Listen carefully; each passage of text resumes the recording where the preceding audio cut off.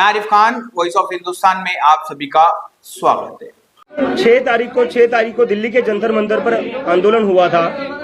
हम सबने देखा दिल्ली के जंतर मंतर पर किस तरह से हमारे शांतिपूर्ण आंदोलन को समर्थन मिला, पूरा जंतर मंतर भर गया था। इससे यह साबित होता है कि इस देश का युवा अब इस सरकार से डरता नहीं है, वो सवाल करेगा। और हम आज फिर से रिक्वेस्ट करते हैं एजुकेशन मिनिस्टर धर्मेंद्र प्रधान से, वो रिजाइन कर दे। अगर वो रिजाइन नहीं करते हैं तो अब हम देश भर आंदोलन करने जा रहे हैं, जिसकी शुरुआत कल पुणे से हो रही है। कल पुणे यूनिवर्सिटी में सभी लोग, सभी छात्र एमपीएससी के हो, नीट के हो, सभी छात्र आएंगे और एक बहुत बड़ा आंदोलन करेंगे और हम धर्मेंद्र प्रधान का रेजिग्नेशन की डिमांड करेंगे। इसके बाद लखनऊ, अमृतसर, जयपुर, बेंगलोर जैसे जगह पर भी मैं खुद जाकर आंदोलन करूंगा और यह आंदोलन पूरी तरह शांतिपूर्ण होगा और डेमोक्रेटिक होगा। और इसके बाद भी अगर धर्मेंद्र प्रधान रिजाइन नहीं करते हैं तो हम सब इस देश के युवा दिल्ली में फिर से 20 तारीख को जंतर मंतर पर आएंगे और धर्मेंद्र प्रधान का रेजिग्नेशन लिए बिना नहीं लौटेंगे। और मैं आखिरी में ये कहना चाहता हूं सभी लोगों से, सभी स्टूडेंट से, सभी युवाओं से, अब हमें सबको मिलकर आवाज उठानी पड़ेगी। जब तक ये लोग हमारी बात नहीं सुनते, हमें सबको साथ में आना पड़ेगा। कब तक इस देश में स्टूडेंट सुसाइड करते रहेंगे, कब तक इस देश में पेपर लीक होते रहेंगे, कब तक इस देश में सर्वर डाउन होते रहेंगे और उसके बाद भी मंत्री अपनी कुर्सी पर बने रहेंगे। अगर आपकी एक गलती हो जाए, आपका फ्यूचर बर्बाद हो जाएगा। अगर आप कंपनी में कोई एक गलती कर दो, आपकी जॉब चली जाएगी। लेकिन यह गलतियों पर गलतियां हुई जा रही है, लेकिन फिर भी रेजिग्नेशन नहीं हो रहा है। तो हमें कहीं ना कहीं इस देश में अकाउंटेबिलिटी फिक्स करनी पड़ेगी और उसके लिए सभी लोग हमारे आंदोलन को सपोर्ट करें। Thank you.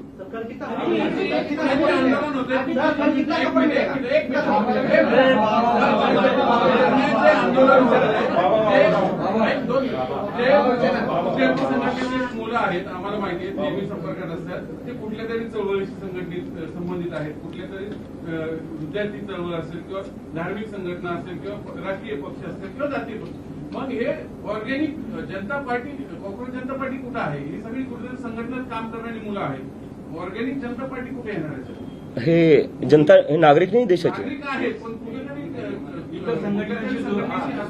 नाही असू द्या ना सर। तर ते एकरूप कसे होणार? नाही, मी तर म्हणतो भाजपचे लोक आले पाहिजे। भाजपच्या त्यांचेही लेकरं ते नीट आणि सीबीएसई परीक्षा देत असतील ना, त्यांचेही लेकरं सीबीएसई आणि नीटची परीक्षा देत असतील, त्यांनी आलं पाहिजे। सरकारचे लोक याच्यामध्ये सहभागी असल्याशिवाय होणार नाही, म्हणजे ते शिक्षण मंत्र्यांचा सहभाग आहे का नीट पेपर फुटी प्रकरणात? मी अजून किती क्लिअर बोलू यापेक्षा? सीबीआय कडून तुम्ही काही माहिती घेतली का या तपासाच्या संदर्भात? आणि दुसरी गोष्ट, या तपासामध्ये प्रामुख्याने जी लोक पेपर फुटीत होती ती पुण्यातली सहभागी होती, त्याच्या मागे नेमकं कोणी, याबाबत काही तुम्ही माहिती घेतली का? सीबीआय माझ्यासोबत का बोलेल सर? मला तर वाटतं माझ्यावर सीबीआय रेड होईल। तुम्ही काय त्यांच्याकडे विचारणा केली? नाही।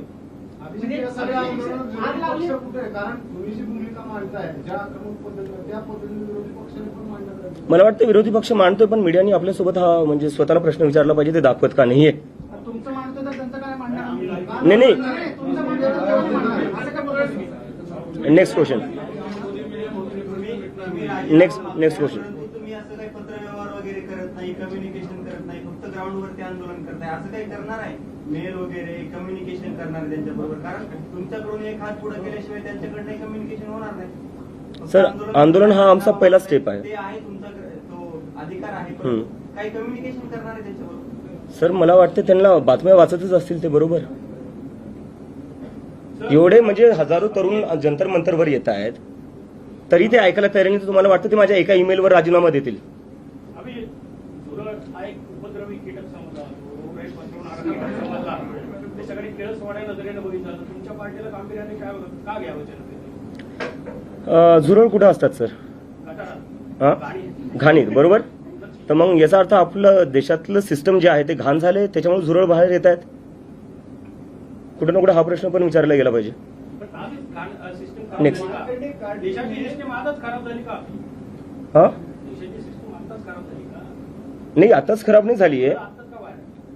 आता ते ट्रिगर पॉइंट होता, ज्यांनी हे शब्द वापरले आपण त्यांना हा प्रश्न विचारावा। अभिजीत, सुप्रीम कोर्ट के फॉर्मर जज मार्कंडे कांजू ने सीजेपी समर्थकों को छोड़ने को बोला इसके करो पार्टी ज्वाइन कर। मुझे लगता है देश एक डेमोक्रेटिक कंट्री है, जिसको जो पार्टी शुरू करना चाहता है कर सकता है, उसमें कोई रोक नहीं होनी चाहिए। कल जंतर मंतर से ज्यादा सपोर्ट होगा। आगे जाके राजनीति में 2029 के लोकसभा चुनाव के पहले पॉपुलर जनता पार्टी देखने को मिलेगी। सर मैं कह रहा हूँ 15 ही दिन हुए हम लोगों को शुरू करके। सर ये सोशल मीडिया तक ही सीमित रहेगा हाँ? पार्टी जो नहीं सोशल मीडिया तक तो सीमित नहीं रहेगा सर, इतना मैं आपको गारंटी। मूवमेंट है, पर कुछ लोग बोल रहे हैं कि सोशल मीडिया का ट्रेंड है जो 15 दिन महीना भर चलता है उसके बाद बंद होता है, इसके ऊपर आप क्या बोलेंगे?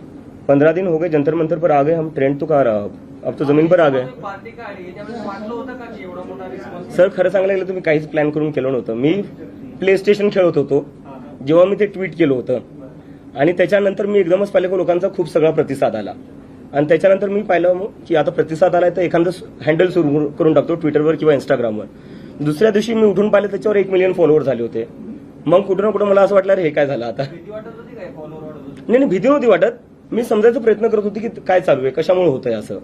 त्यानंतर मी जेवढे लोक फॉलो करत होते, काही लोकांचे मेसेजेस येत होते, त्यांच्याशी संवाद करायला मी ट्राय केला, आणि त्याच्यात समजलं की लोक खूप जास्त हे जे तरुण आहेत, 19 वर्षाची मुलं होती ती, कोणी रिसर्चमध्ये जायचा प्लॅन करते, कोणी डेटा सायंटिस्ट बनायचा विचार करत होतं. तर त्या लोकांनी एकंदरीत ना पॉलिटिक्सवरनं गिव्हअप करून टाकलं होतं. जेवढ्या पॉलिटिकल पार्टीज आहेत त्यांनी एकदमच त्यांच्या एक्सपेक्टेशन संपल्या आहेत त्यांच्याकडून, आणि त्यांना असं वाटलं की हा प्लॅटफॉर्म कुठे ना कुठेतरी आमच्यासाठी यूज होऊ शकतो. आणि त्यामुळे मग त्यांनी मला प्रेशर केलं की आता ही मुव्हमेंट तू सिरियसली घे, आम्हाला माहिती आहे तू मजाकमध्ये सुरू केली आहे, पण तू आता सिरियसली घे. तुम्ही जो बाबासाहेबांचा फोटो आणि ते पुस्तक Yeah. दाखवलं ते अनेकांना आवडलं, मात्र काय सांगायचं होतं तुम्हाला ते? त्याच्याने मला हे सांगायचं होतं ही जी मुव्हमेंट आहे ती संविधानाच्या हद्दीत राहूनच चालेल आणि संविधानाचं पालन करूनच चालेल. Okay, thank you.